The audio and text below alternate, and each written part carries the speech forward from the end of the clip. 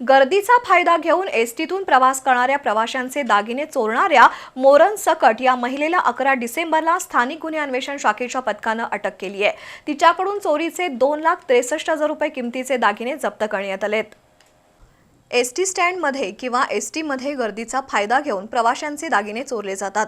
या पद्धतीच्या गुन्ह्यात वाढ झाली आहे। दरम्यान कागल पोलीस ठाण्याला अशा पद्धतीनं गुन्हा दाखल झाल्याची माहिती स्थानिक गुन्हे अन्वेषण शाखेच्या पथकाला मिळाली। त्यानुसार त्यांनी समांतर तपास सुरू केला। दरम्यान पोलीस अंमलदार संदीप बेंद्रे आणि अशोक पवार यांना गोपनीय बातमीदाराकडून चोरट्या महिलेविषयी माहिती मिळाली। त्यानुसार सहाय्यक पोलीस निरीक्षक सागर वाघ, उपनिरीक्षक जालिंदर जाधव, संतोष गळवे यांच्या पथकानं 11 डिसेंबर रोजी हातकणंगले तालुक्यातील रामलिंग फाटा इथं सापळा लावला। दागिने विक्रीसाठी आलेल्या रुईतील मोरन प्रकाश सकट या 50 वर्षीय महिलेला पोलिसांनी ताब्यात घेतलं।